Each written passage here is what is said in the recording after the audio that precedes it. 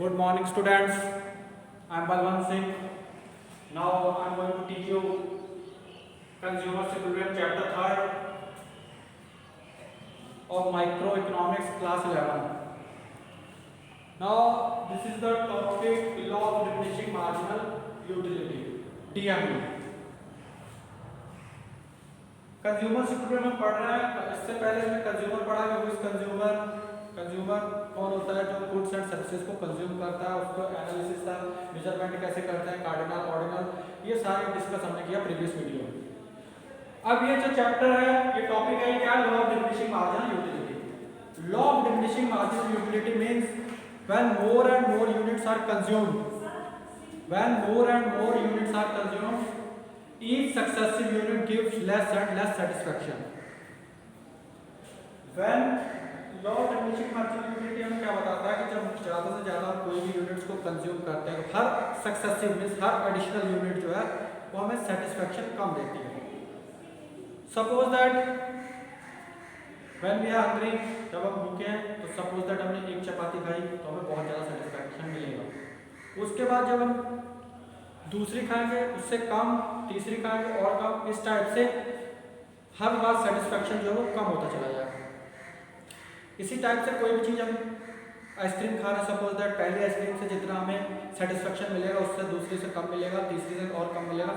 It means कि जितनी अगर हम सक्सेसिव यूनिट एडिशनल यूनिट लेते चले जाएंगे, हमारा जो है सेटिस्फैक्शन हर एडिशनल यूनिट पे कम होता चला जाएगा. इसी लॉ को क्या बोलते हैं, law of diminishing marginal utility.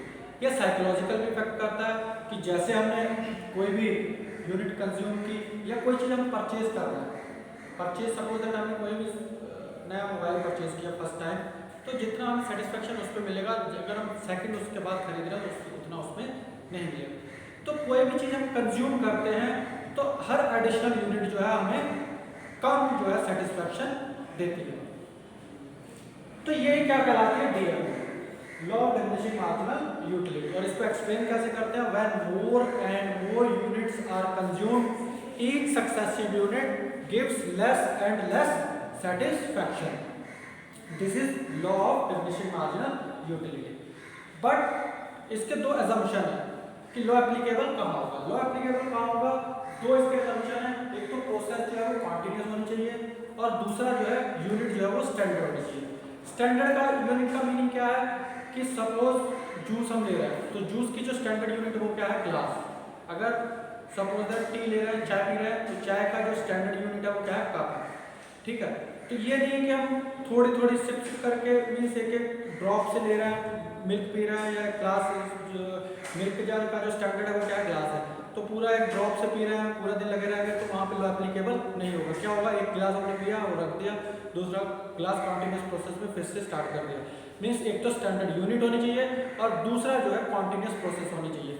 अगर सुबह हमने ब्रेकफास्ट किया, ब्रेकफास्ट में पहली ब्रेड ली, जितना सेटिस्फैक्शन मिलेगा दूसरी में नहीं में, तीसरी में हमने 4 ब्रेड खाई तो हमारा फिनिश हो गया.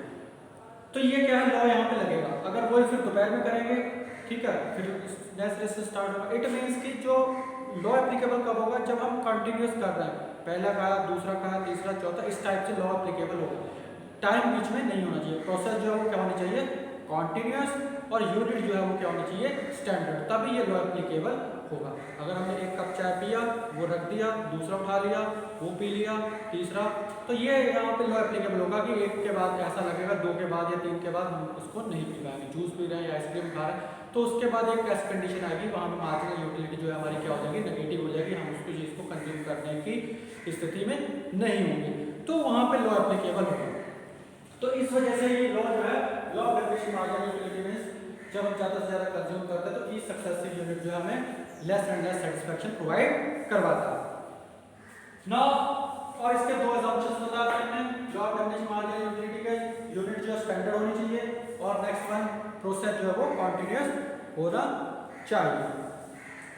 अगर marginal utility analysis consumer equilibrium, marginal utility next time का concept of consumer equilibrium. Consumer equilibrium का मीनिंग क्या है, what do you mean by consumer. हमने कंज्यूमर पढ़ा था. Consumer means who consumes goods and services and equilibrium means balance.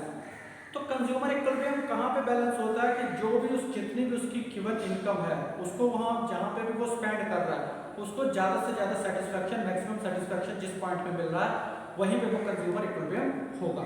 Means अगर उसके पास 10 रुपये है तो 10 रुपये पे कर रहा है, उसको 10 रुपये की चीज़ मिल रही है तो वहाँ पे कंज्यूमर इक्विलिब्रियम है, मीन्स वो सेटिस्फाइड है। अगर उसको 10 रुपये पे कर रहा है, 8 रुपये की चीज़ मिल रही है तो वो डिसइक्विलिब्रियम है, मीन्स वहाँ पे कंज्यूमर इक्विलिब्रियम नहीं है। अगर वो 10 रुपये पे कर रहा है, उसको 12 रुपये की चीज़ मिल रही है तो वो सरप्लस में, उसको जो बेनिफिट जो है वो ज़्यादा हो रहा है। तो इस तरीके से क्या है कॉन्सेप्ट ऑफ कंज्यूमर इक्विलिब्रियम में क्या क्या आता है आपका, कंज्यूमर इक्विलिब्रियम का जो हम डिफाइन करते हैं कि जहाँ पे भी कंज्यूमर है आपका इक्विलिब्रियम गिवन हिज इनकम, जितनी भी इनकम उसकी है, ठीक है, एंड मार्केट प्राइस, एक उसका मार्केट प्राइस के अकॉर्डिंग चलेगी कि वो प्लान जितना भी प्लान कर रहा है कि मैं इतना खर्च करूंगा, प्लान के अकॉर्डिंग उसको उतना चीज़ मिल रही है तो उस पॉइंट पे वो ज़्यादा से ज़्यादा सेटिस्फाइड हो रहा है, that point is known as consumer equilibrium. अब इसके भी कुछ असम्पशंस हैं, जैसे हमने फिनिशिंग लॉ डीएमयू का असम्पशंस है, इसके भी कुछ असम्पशंस है। सबसे पहले क्या है रेशनल कंज्यूमर, कंज्यूमर क्या है रेशनल है, मीन्स वो रेशनलाइज करेगा कि कौन सी चीज उसको मैक्सिमम सेटिस्फैक्शन दे रही है, जो चीज उसको मैक्सिमम सेटिस्फैक्शन देगी उसी को वो परचेज करेगा या कंज्यूम करेगा। दूसरा कार्डिनल यूटिलिटी, जैसे हमने दो यूटिलिटी पढ़ी, कार्डिनल और ऑर्डिनरी, तो कार्डिनल यूटिलिटी होनी चाहिए इसमें, कार्डिनल उसको किस में मेजर कर सकते हैं इन यूनिट्स।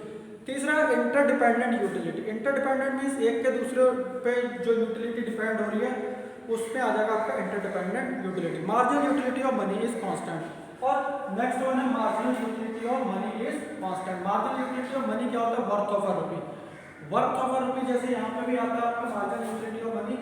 तो मार्जिनल यूटिलिटी ऑफ मनी को हम पहले डिस्कस कर लेते हैं, मीन्स क्या होता है worth of a rupee. Worth means क्या होता है कि उसकी वैल्यू क्या है, जैसे सपोज दैट आज से 10 साल पहले जो वर्थ होगी रुपये की आज इतनी होगी या उससे ज़्यादा होगी या कम होगी, ऑब्वियसली इस समय उसकी वर्थ जो है कम होगी। उस समय अगर हम 1 लीटर पेट्रोल ले रहे हैं सपोज दैट, तो उसके लिए हमें कम पैसे पे करने पड़ रहे हैं, कम रुपए पे करने पड़ रहे हैं, अब उसके बदले में ज़्यादा पे करना पड़ रहा है। तो जो भी चीज़ हम 10 साल पहले खरीद रहे थे उस समय वर्थ रुपये की ज़्यादा थी, मीन्स पेमेंट जो है कम पे करना पड़ रहा था, लेकिन अब उसका ज़्यादा पे करना पड़ रहा है, तो वो क्या कहलाता है marginal utility of money, means worth of a रुपी।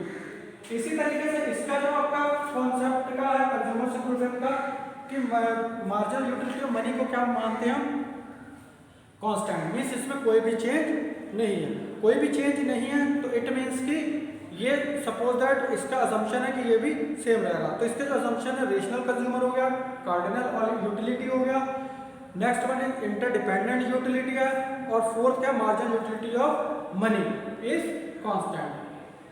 तो ये इसके असम्पशंस हैं। फिर हम मार्जिनल यूटिलिटी एनालिसिस की उसको एनालिसिस कैसे करते हैं कंज्यूमर इक्विलिब्रियम को मार्जिनल यूटिलिटी एनालिसिस के थ्रू। तो मार्जिनल यूटिलिटी एनालिसिस के थ्रू कैसे हम करते हैं कि कोई भी अगर हम कमोडिटी है तो कहाँ तक वो परचेज करे जिससे कि उसको मैक्सिमम सेटिस्फैक्शन मिले। तो ये मार्जिनल की मार्जिनल एमयू है, जैसे मार्जिनल यूटिलिटी में एडिशनल यूटिलिटी होता है, तो कहाँ तक कंज्यूम करे कि जिससे कि उसको मैक्सिमम सेटिस्फैक्शन मिले। यहाँ पे हम कंज्यूमर इक्विलिब्रियम देख रहे हैं। तो इसके दो केस हैं, एक वन कमोडिटी केस है और एक यहाँ पे टू कमोडिटी केस है। तो पहले हम डिस्कस कर लेते हैं वन कमोडिटी केस को। अगर वन कमोडिटी और टू कमोडिटी के लिए दीज थिंग्स आर सेम, ये दो सारी चीजें सेम है।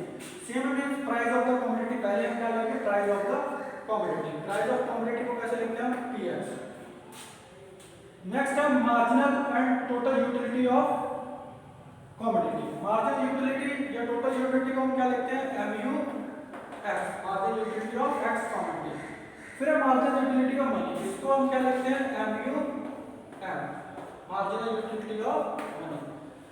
अभी हमने डिस्कस भी किया था marginal utility of money means worth of a rupee की क्या है, और दूसरा ये marginal utility means additional utility हमें कितनी मिल रही है, और price of the commodity in the market. तो तीन चीजों पे डिपेंड होता है कंज्यूमर इक्विलिब्रियम कहां होगा। अब अगर इसको फॉर्मूला वाइज देखें तो क्या है आपका mu x marginal utility of कितने आ रहा है उसको प्राइस ऑफ x कमोडिटी से हम डिवाइड करेंगे, इक्वल्स टू किसके होना चाहिए mu m, जितना हमारे पास पैसा है उसके अकॉर्डिंग हम उसको खर्च करेंगे। सपोज दैट यहाँ पे हमारे पास 100 रुपए है, 100 रुपए है, तो मार्केट में रेट क्या है और जो रेट है उससे हम इसको डिवाइड करेंगे तो इसको रुपीस में हम कन्वर्ट कर लेंगे। तो वहां पे देखेंगे कहां पे जो हम पे कर रहे हैं उससे इक्वल कहां पे आ रहा है, वहीं पे जो है हमारी यूटिलिटी जो है वो आ जाएगी, कंज्यूमर इक्विलिब्रियम हो जाएगा। जैसे कि इसमें हमने लिखा लेट